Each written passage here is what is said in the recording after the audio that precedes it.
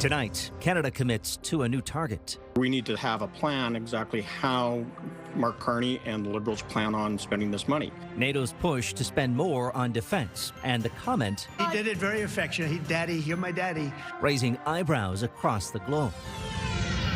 Plus, the trade war toll. If we can weather this storm, I think come fall, we're probably in a much better spot. The new report that forecasts Canada's economic downturn and what it means for Windsor-Essex. And taking a more natural approach. We looked at an underutilized portion of the park that wasn't seeing a lot of activity or use and have begun naturalizing that portion. Why Windsor is parking the mowers and weed whackers and instead naturalizing some of its parks.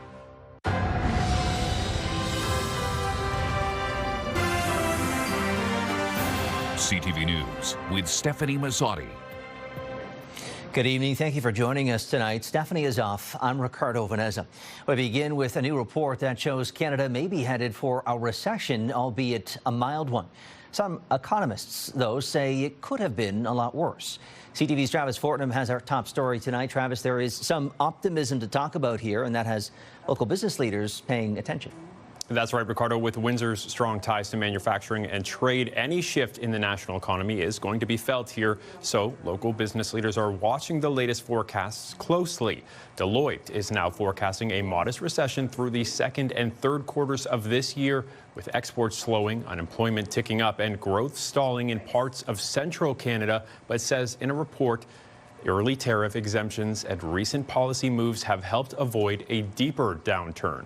RBC's latest report agrees, saying the path ahead is still rocky, but no longer looks like a free fall.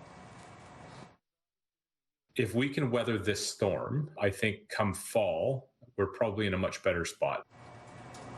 Chamber of Commerce head Ryan Donnelly says locally some manufacturers have faced layoffs, but the impact hasn't been as widespread as feared. He points to the region's 10.8% unemployment rate, slightly up, but steadier than expected during months of trade uncertainty. And with projects like the Gordie Howe Bridge and Nexstar plant still moving ahead, he believes Windsor-Essex is still well positioned for strength ahead. If we do manage to get through this and we don't hear that R word and the economy still does continue to move forward at a, still a positive rate, I think that's extremely important for us, because I think if you look at the underlying economics and reflecting back on where the Conference Board of Canada thought we would be at this time, remove the tariff discussion, I think that it positions this entire economy to do extremely well coming out of it. Donnelly says while it may be a slow summer for some sectors, pent-up demand and some of those major projects could help turn things around by fall. Ricardo. Okay, Travis, thank you for that. That's CTV's Travis Fortnum tonight with our top story. Meanwhile, work to complete Canada's newest border crossing is nearing the finish line. The Gordie Howe International Bridge is less than 5% of the job away from completion. The Windsor-Detroit Bridge Authority held meetings to update the public this afternoon. Work is underway to finish preparing roads, buildings, and landscaping. Bridge officials say the 2.5-kilometer-long entry is on track for a fall opening. Making sure that point A and point B are talking to each other, that when someone goes through the toll booth, the boom will open, that the border agencies have everything that they need at their primary and secondary inspection, that our overhead traffic management signs are working. So there's a lot from an operations perspective that we need to make sure is ready to go on the day that we do open to traffic. Well, it's becoming a bit of a routine for Windsor Police, with officers raiding the Magic Mushroom Dispensary downtown. This week, officers came knocking for an 8th time. Police used a search warrant at Fun Guys on Olette yesterday morning. They say more than $21,000 worth of illegal drugs were seized. That includes more than 130 bags of dried psilocybin, maybe better known as magic mushrooms, and nearly 100 mushroom-infused chocolate bars. A 33-year-old employee is facing charges for possession for the purpose of trafficking and failing to comply with a previous court order. Police say a Tuesday night ride program in LaSalle saw no suspensions or charges laid for impaired driving. Officers checked 200 vehicles over on Front Road and administered just 2 roadside tests. Well, let's go to our first check of the forecast with CTV meteorologist Gary Archibald now. And Gary, what a difference today. As soon as I walked outside, I was like, hey, that heat, not quite as oppressive as it had been. You're right about that. Good evening, Ricardo. Good evening, folks. Temperatures actually were seasonal, about 24 to 27 degrees Celsius in parts of southwestern Ontario, but we are in the midst of a very disorganized system, sporadic showers circulating around this area of low pressure. In fact, an area of high pressure and low pressure are sort of mixing together. What we do have is a weak cold front that's pushing through. There could be some light and non-threatening thunderstorms through the overnight. By that I mean not severe, with gusty winds and torrential downpours. But rain is here and more to come. I'll break down the temperature forecasts as we look ahead to Canada today. It's all coming up. For now, I'll send it back to the desk. Okay, Gary, thank you for that. Well, outdoor city pools are expected to be busy when they open this weekend, with warmer weather set to make a return. The city is in the final stages of preparing to open 6 outdoor pools Saturday at noon. With the hiring of 24 new lifeguards, the city will have a full complement of about 230 on staff this season. The 7 staff members from Sandpoint Beach, which of course is now closed, have moved into that rotation as well. They open on Saturday and not any earlier because of our students. We need all of our students to be lifeguards, and those students are in school till Thursday. So we prep with training all June long. We have them come in, and then they're ready to go as soon as school ends. Well, if you've been in Leamington or really anywhere along the waterfront, you know fish fly season is back, and residents in that municipality are once again dealing with that annual swarm. CTV's Chris Campbell joins us from along the waterfront tonight with more on what's bugging people this time around. Chris. Yes, Ricardo, the fish flies are out in full force, coating sidewalks, clinging to windows, and blanketing light poles. It's a seasonal phenomenon that locals are used to, but that doesn't mean they enjoy it. They arrive without warning and leave just as suddenly, but when they're here, you'll know it. We get thousands of them. You just use the mail and swat around you as you're walking. The fish fly, or mayfly, is a sign of a healthy Lake Erie, but it also brings headaches to towns along the shoreline. If it's good for the environment, I'm happy to see them, but they are kind of a pain in the neck. The good thing is they're only here for a couple of weeks. They're feeding the environment needs it, but what a mess. In places like Kingsville and Leamington, the invasion has become part of summer life. The town's been fabulous cleaning it up. We haven't had any accidents. Some years it makes such a grease lick that the cars go to stop and they go right into the fence down here at Seacliff Park. But for the most part, it's been okay. I don't know why they use my car as a target, but they do. With short lifespans and no mouths, fish flies don't do harm, but they do disrupt daily life. Some businesses even adjust hours or cleaning routines during the height of the hatch. This year seems to really, there's a lot of them. I don't like it. They smell, and there's no sense in trying to clean it off until they're all done coming here. The good news, the season usually only lasts a couple of weeks. When mayflies are thriving and hatching, that's telling you that you have a lot of oxygen in the water, and it basically suggests that things are getting pretty good. The bad news, we're right in the thick of it. The one big thing is they smell bad. When they're dead, they smell like fish. We turn off the outside lights at night. We hose off our cars. They're not particularly creepy. They're just kind of annoying. For now, it's brooms, buckets, and a whole lot of patience. Free fish flies, bring your own buckets, bring your own truckloads at a time. I'll give you the shovels if you want. You can clean them up on your own first thing in the morning. As you can see behind me, the fish flies are still clinging on to every surface that they can find, including myself. Town crews are doing the best they can to keep things clean, but for now, Leamington residents are scooping, sweeping, and swatting these bugs away. Ricardo? Okay, Chris, thank you for that. Yeah, I know them well. Hallmark of living in Leamington. That's CTV's Chris Campbell tonight. Well, at 22 of Windsor's 206 parks, the city has stopped mowing the grass. Instead, officials are taking a new approach, allowing the parks to naturalize to improve the health of the environment and help with the impacts of climate change. Our Bob Belichico joins us now. And Bob, some residents not so keen on this approach. Well, Ricardo, I spoke with a lady who says naturalizing this area takes away space for the kids to fly their kites or to just have some fun throwing around a frisbee. Spoke with another woman who is worried about the multiplication of ticks and mosquitoes. Most people don't like it. According to Jim Morrison, that is the prevailing thought in his ward as the city of Windsor is naturalizing 22 parks. No, a lot of us don't agree with this. Many like the idea of naturalizing, but don't feel this part of Remington Park should have been chosen because it takes space away from kids who play there. Beyond that, all the ticks, and when the balls go over there, the kids are running over there. Like my 19-month-old, he's been in between that, and I'm like, no, I don't want you over there because of the ticks. Well, I think they should have consulted with us for sure, asked if that area of the park is used.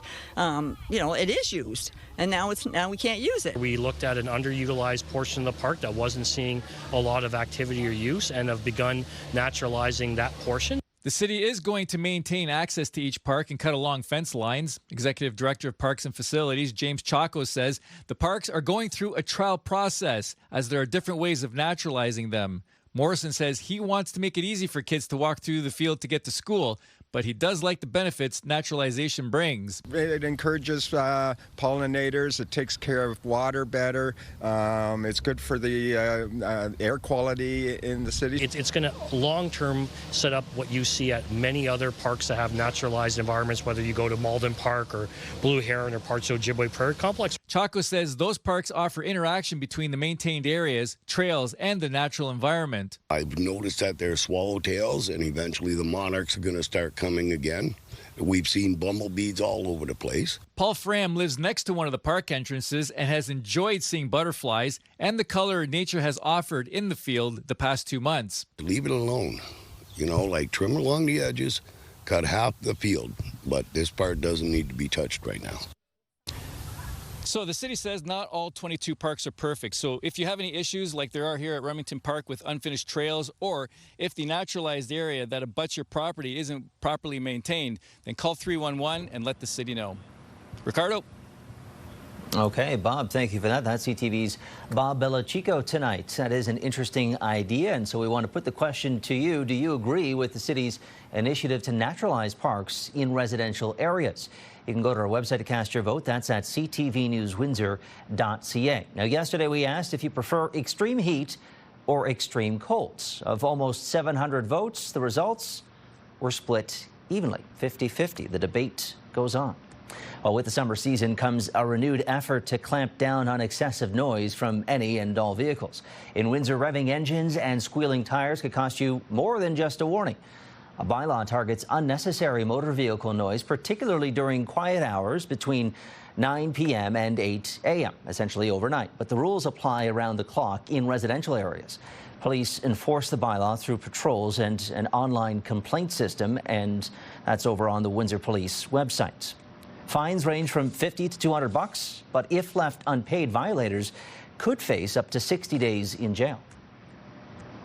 Crazy sometimes. They're sitting there drag racing, over revving. They think it's their, because it's like a mile long or more, they think it's their drag strip, and they just want to fly up and down the street. And it only takes one person not paying attention or a kid running in the middle of the road, and you're going to kill somebody. An update on a story we brought to you last night. Now, Leamington has approved the purchase of new AI surveillance cameras to crack down on apparent mischief at the marina and waterfront. Council approved the $115,000 purchase last night from a reserve fund. The cameras will be installed in a number of areas, including the marina parking lot, Seacliff Park Amphitheatre, and Mercia Park. Municipality's IT manager telling CTV sister station AM 800 the artificial intelligence component will allow for enhanced searches. In the meantime, new signs are up indicating no loitering or excessive noise, and parking is only allowed between 7 and 9. OPP will be increasing its presence in the area as well. A new partnership in Windsor aims to pool resources to help those experiencing homelessness navigate hurdles to employment. As our Robert Lothian reports, the UHC Hub of Opportunities will be meeting with clients inside the Soup Shack in the city's downtown. On an average night, upwards of 200 people enter the Soup Shack on Goyo in downtown Windsor. You have a croissant for the bun? Let me take a look. eager for a hot meal and a fresh pair of clothes. They're lining up here an hour before just to come and hang out and just get some food and, give them some hope. Soup Shack Executive Director Bobby Riem says they do their best to meet everyone's needs, but one theme is a constant. Every day I get asked about, can you help me with a resume? Can you find me a job? Do you know anybody hiring? For the first time, the Soup Shack and UHC Hub of Opportunities is collaborating to help those in need find employment. Give them a little bit of confidence, give them a little bit of self-esteem, and give them purpose. So we're here to match their efforts. We're here to encourage them to come in and see us. We're going to tell them about all the services that are available. UHC staff are aiding in resume building and preparing for the workforce. Pine says barriers to employment often include mental health, addiction, and lack of experience. To have a caseworker and a job developer and a job coach working with them, it's very beneficial. It kind of gives them the boost that they need to bridge that gap in their employability. For those not ready for work, the UHC says resources are readily available. Most importantly, the help is coming in a familiar space. They are willing to put themselves on the line and break down that barrier and say, okay, whatever you decide for us and whoever you bring in for us, we'll trust you and we will work forward and go through with it. Robert Lothian, CTV News. The race to replace Fabio Costante on City Council won't include Brian Massey. The former MP and City Councillor says he is not interested in that vacant Ward 2 seat. Massey held that very seat before becoming the MP in Windsor West. He went on to represent the riding for 23 years in the House of Commons before being defeated in the most recent federal election by Harb Gill. Massey adds Fabio Costante served the community very well. Costante announced his resignation for the ward on Monday after being named the new CEO of the Windsor-Essex Community Housing Corporation. We are protecting Canadians against new threats. A pledge from the Prime Minister to boost Canada's contribution to NATO. Still ahead on Windsor's News Leader, what it could cost Canadians. And electric momentum. Project Arrow is shifting into high gear with the Made in Canada initiative, aiming to drive automotive innovation. And tomorrow, school's out, signs are up. How kids and fantastic fathers are teaming up to keep streets safe. That's CTV News at 6.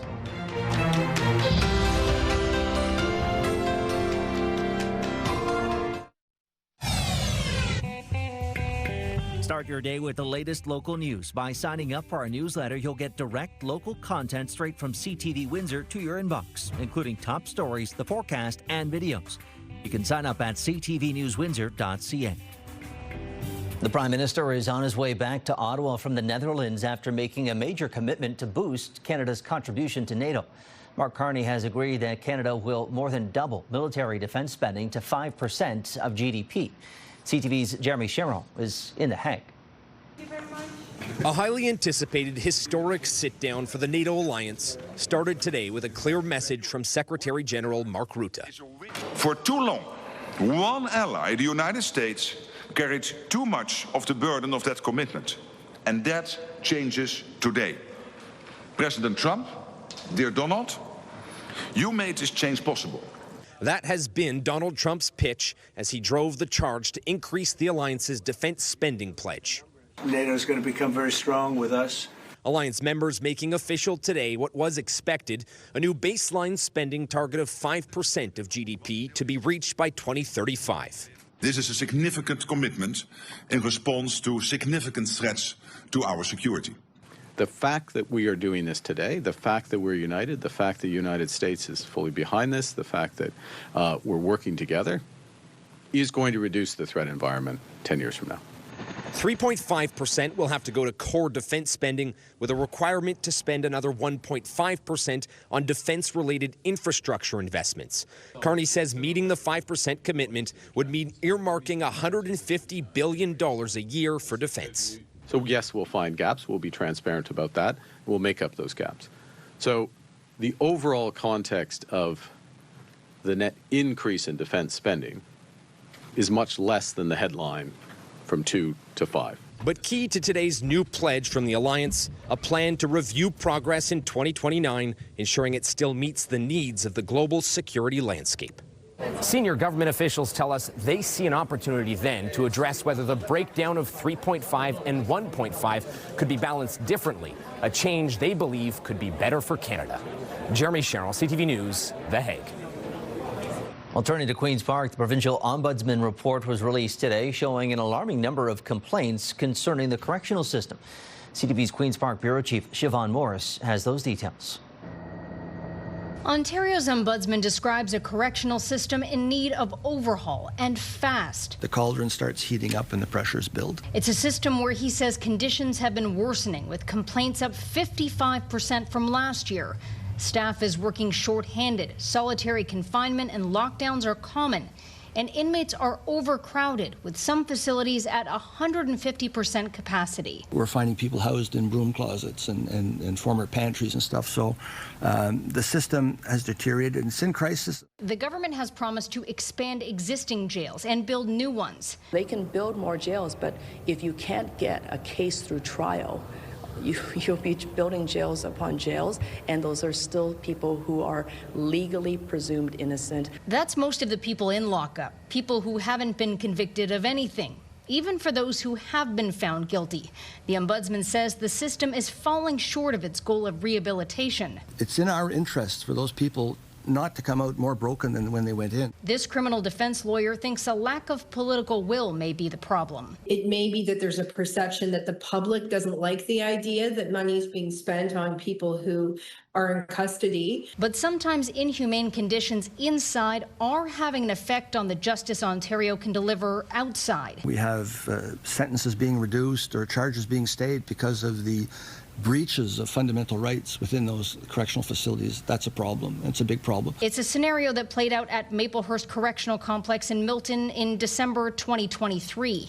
After an assault on a guard, inmates were stripped to their boxers, forced to face the wall, their wrists zip-tied. The ordeal lasted 2 days. If anyone's done anything wrong, there's a process. They'll be held accountable. The sentences of some of those inmates have been reduced because of what they endured. The ombudsman has launched a separate investigation into what happened at Maplehurst. We hope that it's been an eye-opener, but we'll have to see whether or not it's going to have the kind of systemic impacts that we would like to see happen here. We asked the Solicitor General's office several times today for a response to the ombudsman's report and his calls for urgent change. We didn't receive a response. At Queen's Park, Siobhan Morris, CTV News. Well, the Made in Canada Project Arrow is driving toward its 2.0 moment. The initiative aims to showcase Canada's auto sector capabilities. It's produced a zero-emission electric car that's toured the world so far, and as CTV's Sean Leathong reports, leaders behind the project are ready to shift into a higher gear. Rolling into the era of a Canadian car company, this zero-emissions EV prototype is called Project Arrow, and 97% of the materials used to build it come from Canada. At a time when everybody was looking to make major investments in EVs, we wanted to make a statement that Canada can do the whole thing for you. The vehicle was first revealed at the 2023 Consumer Electronics Show in Las Vegas, a joint venture between the Auto Parts Manufacturers Association along with Carleton University and Ontario Tech University, with engineering students helping to assemble the vehicle. We have everything it takes, so this is physical proof that we can do it. So we're trying to gain the exposure and show people that this is the proof, this is the drivable business card. Project Arrow has been around the world, driving business to Canada. According to the APMA, the $20 million price tag to develop the project has resulted in $5 million in investment in Canada's auto industry. Now they're moving to Project Arrow 2.0, creating a fleet of electric vehicles. We're in a moment now where we're talking about building a resilient Canadian economy while it's under attack by the guy in the White House. And the Prime Minister's challenged everybody to be ambitious. Well, there's nothing more ambitious than launching a Canadian car company. Federal Economic Development Minister for Southern Ontario, Evan Solomon, got a chance to see the car for himself. This is about showcasing the capabilities of an industry that is a world-leading industry, contributes to our economy, contributes to the entire value chain of the automotive manufacturing.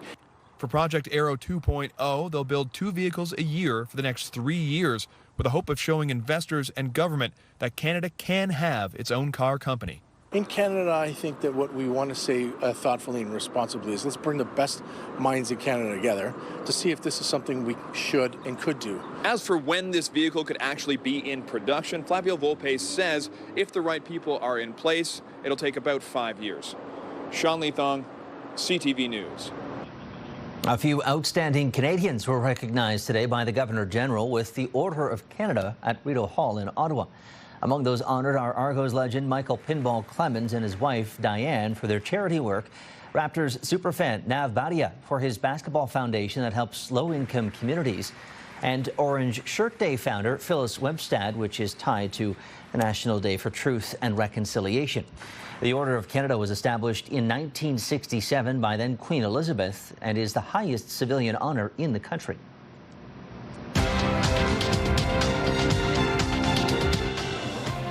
Well, Canada's main stock index weighed down by broad-based losses today. You can see there the TSX off by 152 points. The Dow down 106, while the Nasdaq climbs 61 points. The dollar shedding over 1/10 of a cent today to continue its downward trend. It's resting at 72.80 cents U.S. Gold up more than $9 an ounce, and oil recovering 55 cents a barrel. They battled heat and rain to help animals in need, but was the campaign a success? Coming up, fundraising results from strays on street corners. Let's take a look at our CTV News weather snapshot. Thanks to David Friesen for sending in this great image. Will the skies start to fill in tomorrow with thunderstorm activity? We'll find out. My forecast next on CTV News Windsor. Discussion here at Windsor City Hall. Windsor's top stories. A major project is about to get underway. Breaking news alerts. Severe weather is a possibility. And watch live. Good evening, and thank you for joining us. Download the CTV News app. From moment to moment, things change. CTVNewsWindsor.ca is Windsor's #1 source for online news. Watch every story from wherever you are, the moment it happens. CTVNewsWindsor.ca.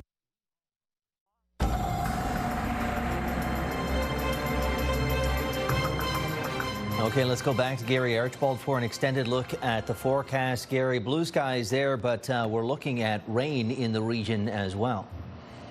Yeah, it was blue and rather comfortably warm up until about 3:30.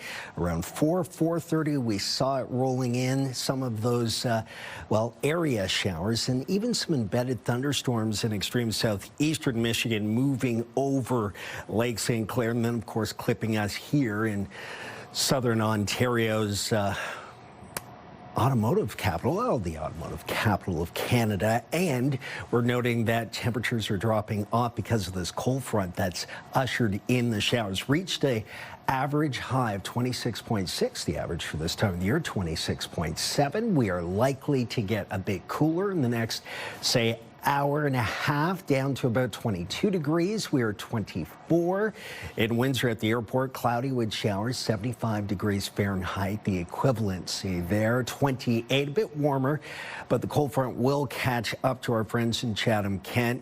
28's 82 Fahrenheit. Today was muggy, but not nearly as sweltering, as sauna-like as it has been. There is not a heat warning in place in extreme southwestern Ontario, but it does feel warm. Chatham-Kent about 36 to 38 within the municipality's limits or city limits. Windsor closer to about 29, 30. Across the country, we're certainly warmer in the Great Lakes, pushing east towards Quebec, the Maritimes, and Atlantic Canada. Starting to cool off a bit in some parts in the prairies, where we're between about 20 and 26, 27 degrees. So this area of showers and thunderstorms will linger over the next couple of hours. The worst of it is either well to our west and northwest or just south of Lake Erie, but those showers will linger, slow moving and still gray, I'd say at least until about 7:30 p.m. tonight. The rainfall tallies aren't too impressive, but what is notable is that there could be some localized showery activity and embedded thunderstorms. And again, localized thunderstorms are more likely to pack a punch. So Windsor is expected to get near 30 millimeters and some rumbles to go along with it. Cloudy through to midnight, down to about 21 degrees, feeling like 26 at that juncture. Our 7-day forecast, courtesy of Siles, calling for 30s or very close to that mark, the average temperature over the next 6 to 7 days. Showers tomorrow, thunder showers, and showery into the weekend before Canada Day rolls around, and still 30 degrees is likely for the high. Lifetime, brought to you by Safeguard Medical Alert Systems. 72 people have fallen ill after eating recalled salami. The Public Health Agency of Canada released an updated notice today on an outbreak of salmonella infections linked to several types of Rhea brand Genoa salami. The Canadian Food Inspection Agency recalled the products in Ontario, Alberta, and Manitoba on June 10th. Of those infected, 57 were in Alberta, 14 in Ontario, and 1 in Manitoba. 7 people have been hospitalized since that recall was issued. New research from the University of British Columbia shows what can happen when extreme heat and wildfire smoke are combined.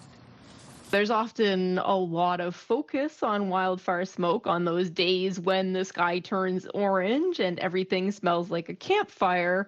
But what we found was that there was risk on days where people might not even realize that it's a little bit smoky. Researchers examined more than 21,000 deaths outside of healthcare settings in the region during wildfire seasons from 2010 to 2022. They found while it was more dangerous when extreme heat and smoke were combined, the risk is actually higher on hotter days compared to smoky days. However, wildfire smoke can still be damaging at much lower concentrations than you might first expect. The Chatham-Kent Health Alliance is using new AI-powered imaging software to enhance stroke care. Rapid AI looks at the brain scans, helping doctors make faster and more accurate treatment decisions. The technology will help diagnose and treat patients that come in with stroke-like symptoms. Chief of Radiology, Dr. Stacy Peer, says rapid AI highlights areas of the brain in trouble and shows whether blood flow is being blocked.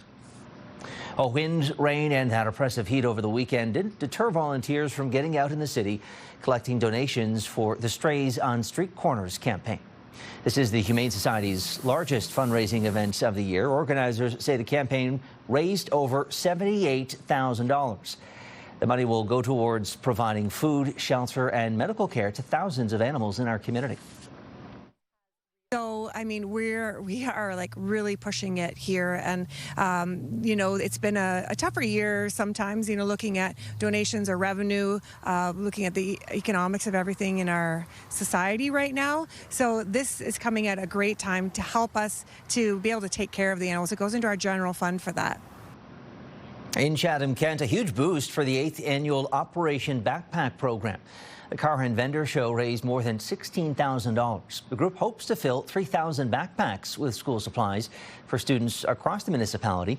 Now, this is the most the group has looked to raise to date. Organizers say there was overwhelming support from showgoers and sponsors. There are 2 months left to hit the goal of $75,000. Coming up on Windsor's News Leader, why tracking your water usage could save you money and headaches. It's the summer of music. Enter Lone Star at ctvwindsor.ca for your chance to win a pair of VIP tickets to see Lee Brice, The Reclaws, and more at Rock the Park, Saturday, July 12th, plus an overnight stay in London.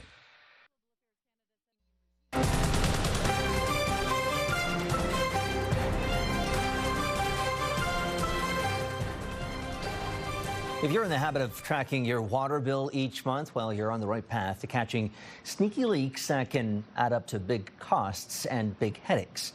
CTV's Pat Foran brings us that story. I was shocked. I actually laughed because I'm like, there's no way that this is correct. Alan Dioki Singh bought a unit in this Scarborough condominium. In the fall of 2023, he was told his water consumption was higher than usual. And even though it's a newer building, he eventually found out he had not one, but 2 leaky toilets. I just don't know how you could let this thing run for 6 months and let it just add up. Deoki Singh had to pay a water bill of $9,000. He rents out the unit and says before he could get the toilets replaced, he was hit again with another bill of $8,500 for a total of more than $17,000. Think of it, I'm paying, you're looking at $17,000 you want from me because of water. This is not just about me. This could happen to anybody. Olive May of Welland had a toilet running in her basement and was shocked to get a bill of more than $7,500. Her son-in-law says she is only billed every 3 months and was given no warning that something was wrong. We're not denying that it leaked. We just think that it's an exorbitant amount of money to pay for a water bill. Deoki Singh's water provider, Power Stream Energy Services, says he must pay the outstanding bill, telling CTV News, "We are aware of a plumbing issue impacting this residence. Water usage within a property remains the responsibility of the account holder." May has also been told she must pay her water bill in full. The city of Welland said the homeowner acknowledged a leaky toilet. Every homeowner is responsible for the water consumed on their property. To avoid high water bills, listen and check for leaky toilets. You should be able to hear running water, or you can put food dye in the back of the tank and see if it leaks through to the toilet bowl. May and Deoki Singh remain frustrated. They have to pay the huge water bills. I paid more than my fair share. Let's just get on with my life. Pat Foran, CTV News. Canada's first super tall is now towering over the Toronto skyline. It's Canada's tallest residential building and joins a growing list of superstructures reaching at least 300 meters or about 1,000 feet. CTV's Beth McDonnell took in the view from way up high. It's so tall. It's super tall. One Bloor West has just secured its status as Canada's first super tall building, and it's the second tallest man-made structure in the country, next to the CN Tower. Here we go on the ascent, up one elevator, then another, then up another 6 flights of stairs to the big reveal. It's one of the highest places people will live on the land, a vista workers take in on the regular. This is our corner office. This is what we do every day, and this is it's the best job in the world, I think. 300 meters or 85 stories is a serious climb. The view, absolutely impressive. Looking down is wow and yikes. One Bloor West has been rising for about 12 years. The celebration, reaching its super tall status, comes after a lot of work, from design to construction to setbacks. In 2023, the building went into receivership. Tridel officially took over the project in May. It feels amazing.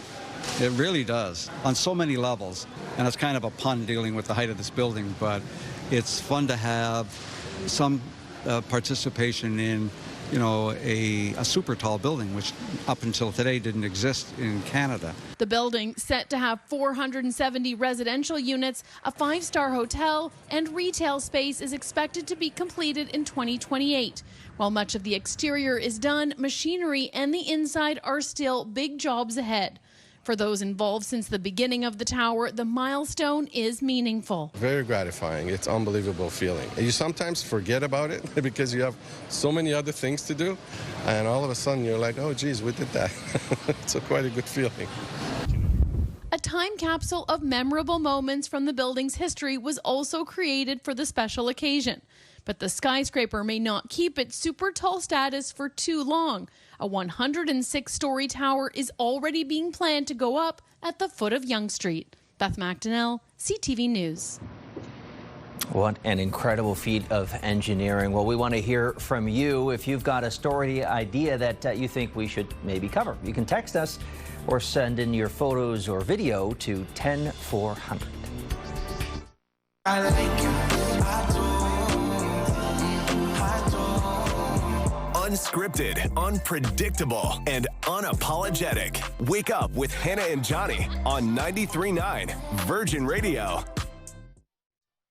This is your CTV Windsor Our Community Calendar. Get your duck today and join the Hospice of Windsor, Essex at Lakeview Park, July the 25th, to see thousands of numbered rubber ducks racing to be the first to float across the finish line. See you next time on Our Community. It's time to check in on what's happening now with Melanie Kentner joining us. Melanie, you've got details from Lakeshore Council on a possible tribute for a long-serving community leader. That's right. Lakeview Park and Marina could be renamed to recognize former Lakeshore Mayor Tom Bain. Ward 4 Councillor John Kerr made a motion to rename it Tom Bain Lakeview Park and Marina. Bain served 44 years in public service, starting as an elected member of council for the former Rochester Township in 1978, before amalgamation in 1999. Bain also served as the longest warden of the County of Essex. It will be reviewed by council when a new naming rights recognition policy is brought back by administration in the fall. We've got those details online at ctvnewswindsor.ca. Okay, Melanie, thank you for that. We've also got a story online about somebody getting apprehended at Windsor Police Headquarters. Good one. Yes, 2 baby bunnies actually were found on a sidewalk near HQ last week. 2 cadets on patrol came across the bunnies and discovered they'd been displaced after their nest was disturbed. Realizing the bunnies were too young to survive on their own, the officers cared for them until they could be safely turned over to the Windsor-Essex County Humane Society. You can find more police stories on our website. And in our social spotlight, a new fear unlocked while driving in the heat.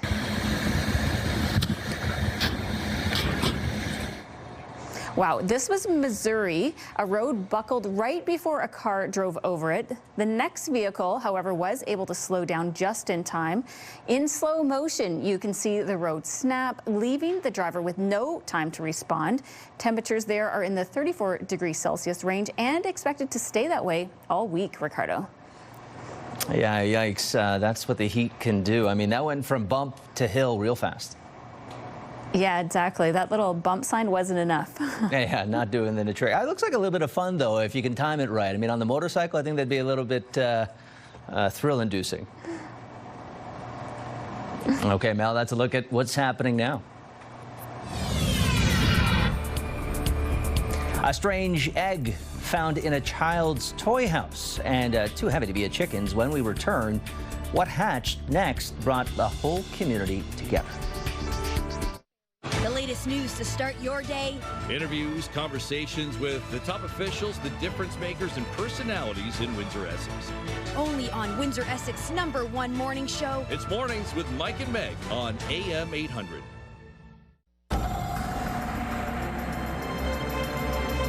Go some of that blue sky that we were seeing earlier across the region, Gary. Like we were talking about earlier, what a difference today from what we've been dealing with. And now we're getting more rain coming through, hopefully cooling things off maybe a little bit further. You're right. The leading edge of the cold front that brought the showers this afternoon did cool us off. So today was more comfortable. Certainly in the morning, it was beautiful with that blue sky, Ricardo, that you mentioned. It was lovely. And then around 4 o'clock, the showers. Now through the evening setting, we're still in the rains, and the unstable air mass stays with us.